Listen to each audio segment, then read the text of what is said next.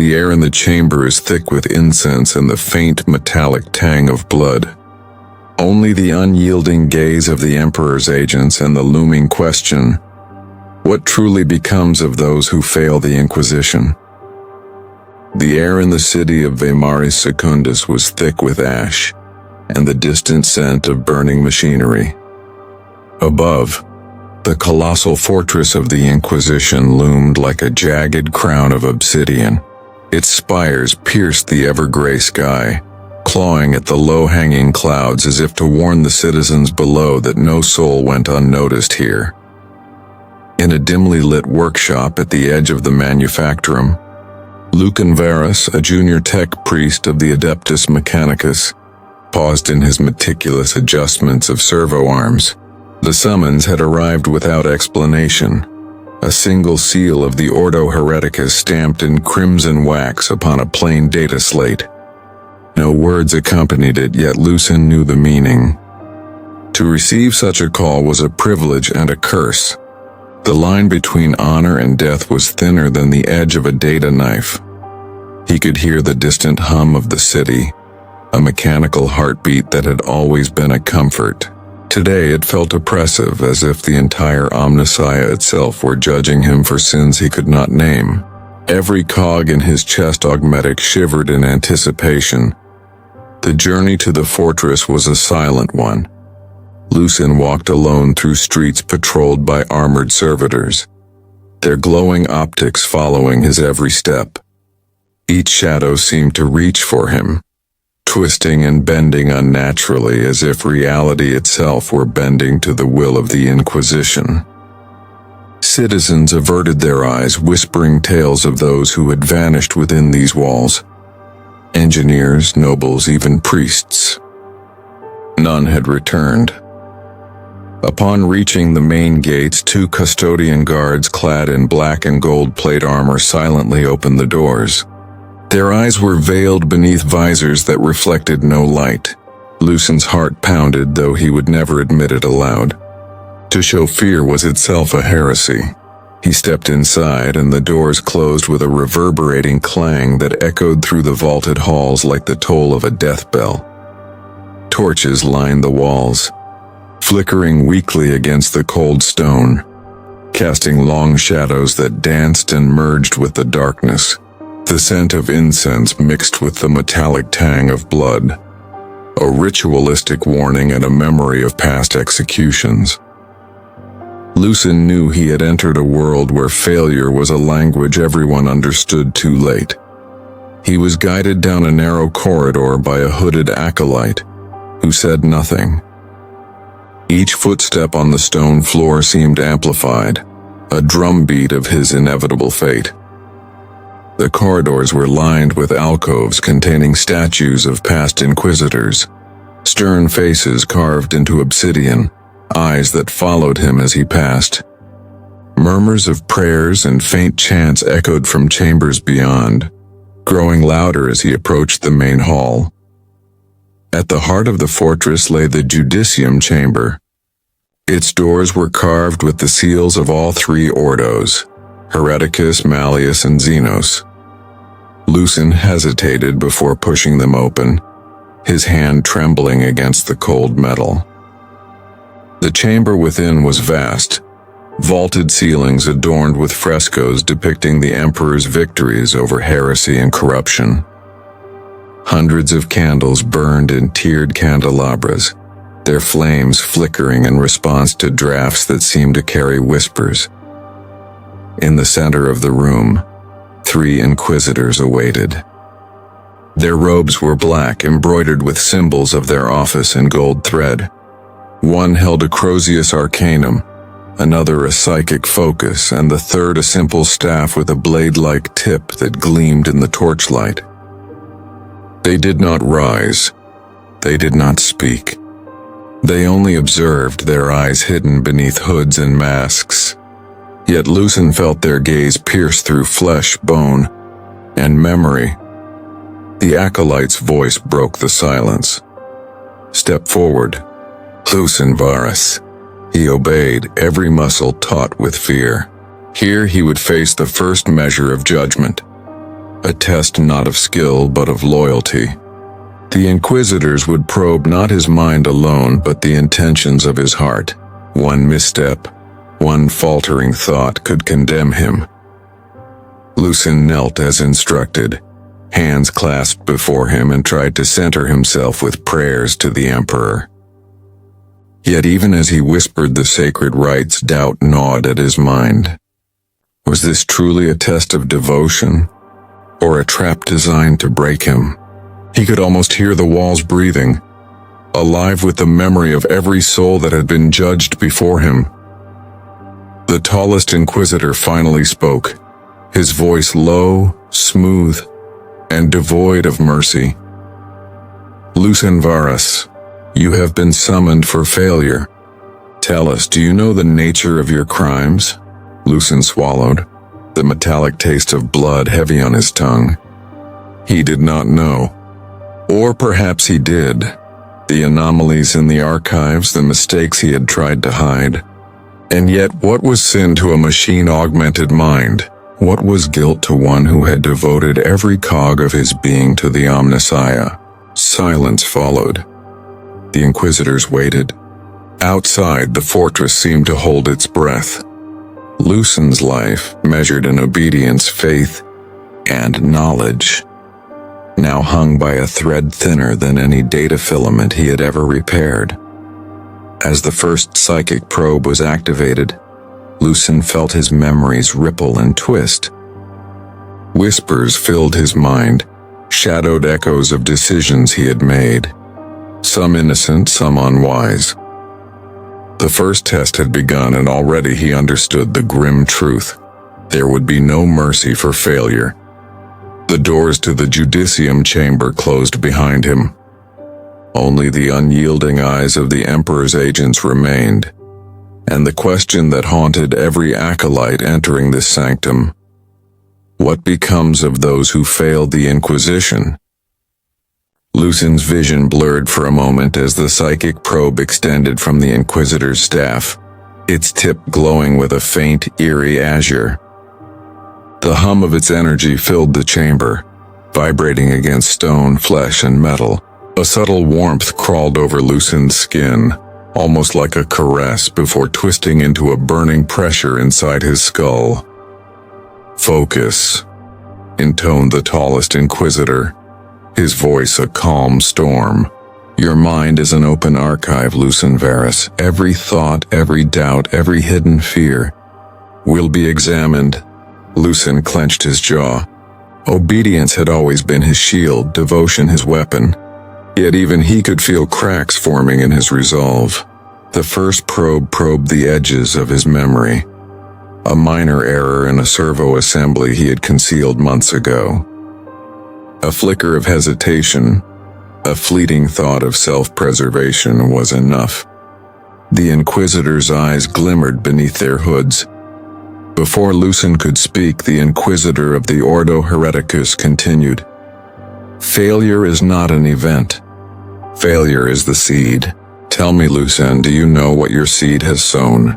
Images erupted in his mind. Faces of colleagues he had failed flashed before him. The innocuous mistakes of a single day now seemed like catastrophic betrayals of the Emperor's will. Each misstep was magnified, dissected, and labeled as treachery. The chamber darkened slightly, the torchlight flickering as if nervous. Shadows seemed to move on their own, coiling around Lucen's thoughts, whispering judgments. His breathing grew shallow. The probe was merciless, cold, precise, and unyielding. Then came the mirror of sin, an obsidian slab embedded with psychic amplifiers. Lucen was ordered to look upon his reflection. At first he saw only himself, augmented and proud, a faithful acolyte of the Omnissiah, but the reflection warped. The face staring back was hollow-eyed, twisted, and whispering accusations that were not his own.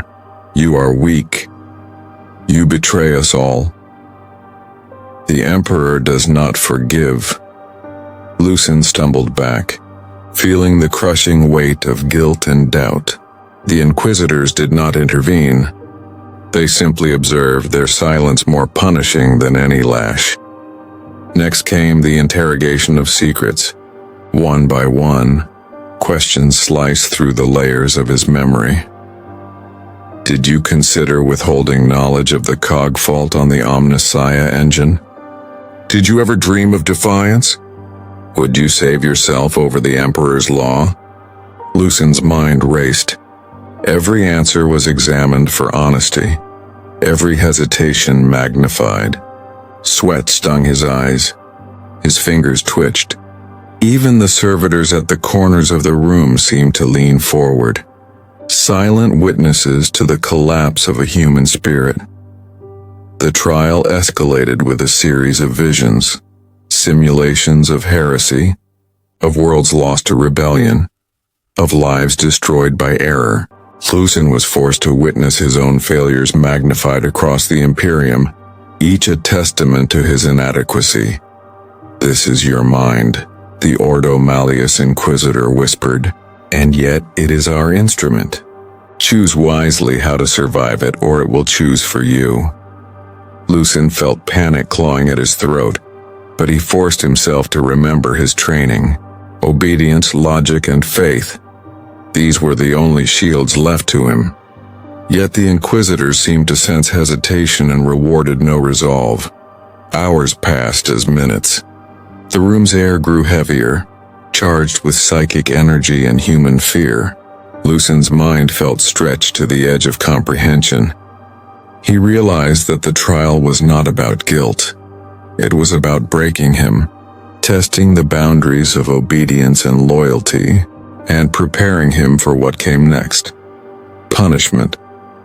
Finally, as the trial's crescendo neared, the Inquisitor spoke again. "You have seen your weakness, Lucian Varus. You have witnessed the shadows that linger in your heart. Soon you will understand what becomes of those who fail, but first you must endure the crucible." Lucian swallowed hard, knowing that the crucible was not metaphorical.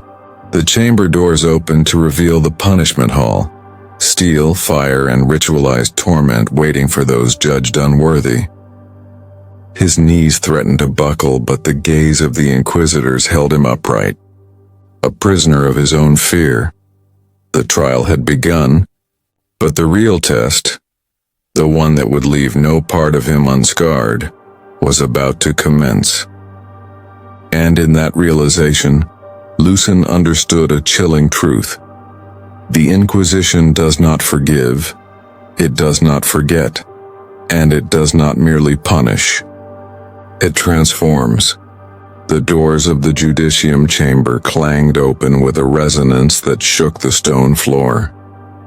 Lucian's breath caught as he was guided into the punishment hall, a vast cavernous expanse of obsidian and steel. The walls were etched with sigils that burned faintly, feeding off the fear that lingered in the air. Chains dangled from the ceilings, and in the shadows, the silhouettes of instruments designed for torment, both psychic and physical, swayed gently. A hush fell over the room as the Inquisitors gestured for Lucian to step forward. His augmented limbs felt unnaturally heavy, every servo and cog resisting his movements.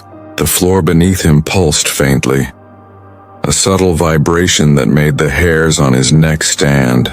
This was no ordinary punishment. This was an orchestrated symphony of despair, designed to break not only body but mind and soul. "Lucian Varus," intoned the tallest Inquisitor, "you have failed, not by intention nor by accident, but by the imperfection that taints all flesh. You will now learn what becomes of those who falter under the Emperor's gaze." Before him, a mechanical throne emerged from the shadows, surrounded by a ring of servitors. Its surface was lined with tools, some for measurement, others for augmentation, and others for extraction. Lucian's knees buckled, but two servo-servitors gripped his arms and lifted him effortlessly. The first phase of punishment was immersion in truth. Lucen was strapped into a psychic interface, his mind connected to a lattice of neural probes that pulled memories from every corner of his consciousness. He relived every minor error, every hesitation, every doubt. Each scene was amplified. Friends he had failed in the field, cogitators destroyed by miscalculations, innocence lost because he had not acted swiftly enough. The memories were not mere images, they were sensations. He felt the heat of the fires, the sting of failure, the crushing weight of responsibility pressing down like a titan's hand. His own thoughts became indistinguishable from judgment, guilt and authority entwining into a singular suffocating presence. "This is but the first lesson," whispered the Ordo Hereticus Inquisitor. "Perfection is not your right. Survival, however, is earned." The second phase was transformation through augmentation. Lucen's body was subjected to controlled augmentation, a punishment designed to correct imperfection. Flesh was grafted with ceramite plating, neural augmetics rewired, and microservos inserted to enhance reflexes. But each modification inflicted pain, calculated to imprint obedience permanently. Every nerve ending screamed in protest, and yet every modification increased the efficiency of his body, making him more valuable, more subservient, and more haunted by the cost of failure. Next came public accountability. Lucen was paraded before a gallery of other acolytes, aspirants, and minor nobles, each of whom had failed before or awaited their own reckoning. The inquisitors recited his failings aloud, their voices echoing like thunder. Neglected the safety protocols of the servo arms. Failed to report anomalous cog behavior. Allowed hesitation where only action was permitted. Whispers and gasps swept through the onlookers. Some averted their eyes. Others trembled with fear. Lucen's punishment was a warning. Failure was visible, tangible, and inescapable. The final phase was psychic retribution. The Inquisitors unleashed a controlled psychic storm, a pulse that penetrated mind and memory. Lucen's own doubts were weaponized, twisted into visions of his failures cascading across worlds. He saw entire manufactorums collapse, entire populations lost, entire regiments annihilated, all as a direct result of errors that were, in reality, trivial.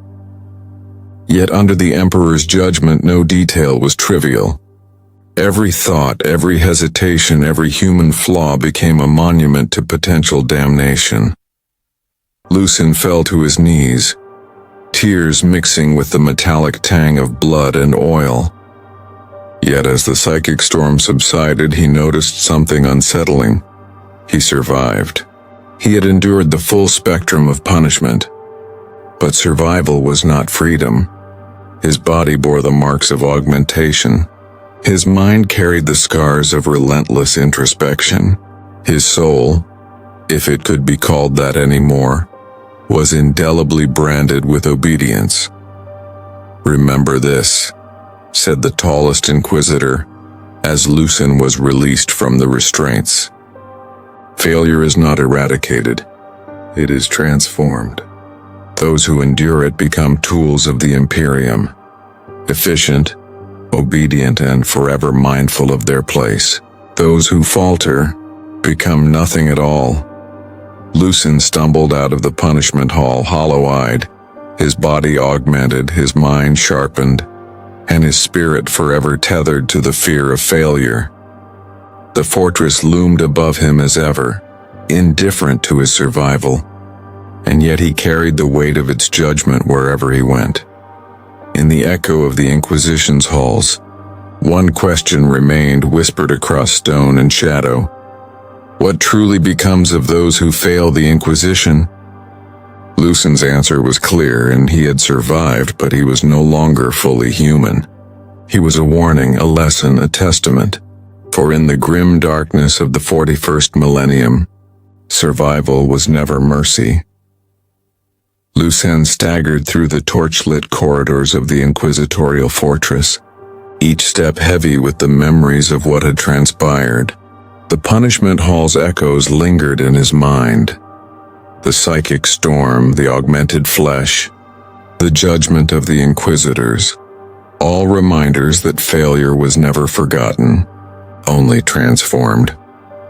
He paused in a quiet alcove, the stone walls cold beneath his palms, and stared at his reflection in a pool of still water.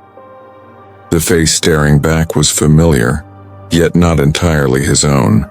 Subtle lines of torment traced his features, eyes sharper, body reinforced with augmentics that hummed faintly beneath his skin. Every scar, every implant was a testament.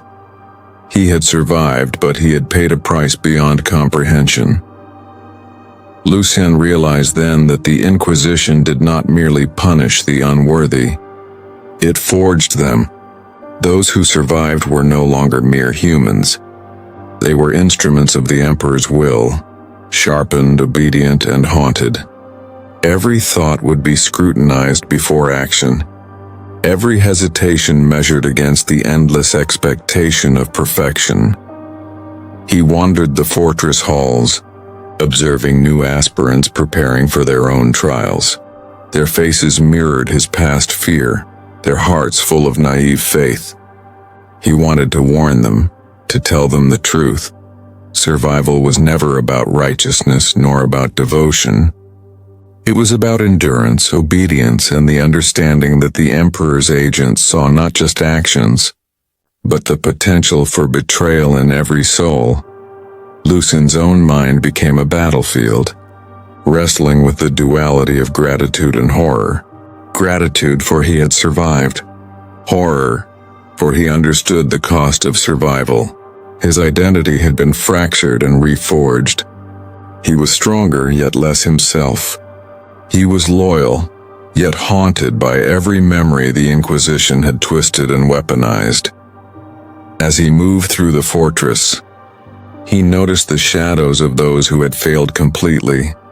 Spirits whispered about in hushed tones, erased from records, erased from history, their names only surviving as warnings carved into stone. Lucien shivered. The truth was stark. Failure was annihilation, and survival was slavery to fear and vigilance. Yet in this grim clarity, Lucien found a perverse purpose. He would serve as a mentor to new acolytes, guiding them through their own trials, ensuring they understood the true weight of obedience. He would carry the legacy of survival, a living testament to the Inquisition's unyielding judgment. But every time he did, he felt the shadow of what might have been, of what could still be lost if a single misstep occurred. In the 41st millennium, Lucien murmured to himself, the Emperor's gaze is absolute. Those who fail do not simply die. They are consumed by the machine of judgment, erased in body, mind, or memory. And those who endure carry the chains of fear forever.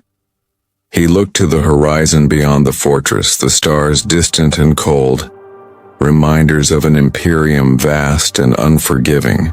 Lucien knew he would never forget the lessons of the trial, that obedience was survival, and survival was sacrifice. In that moment, he embraced the duality of his existence, survivor and warning, instrument and conscience, human and shadow. The Inquisition had claimed much from him, but it had also forged a story, a cautionary tale. And as the torches flickered across the fortress walls, he realized that the story was not his alone. It was the story of every aspirant, every human, every soul who dared step beneath the unyielding gaze of the Emperor.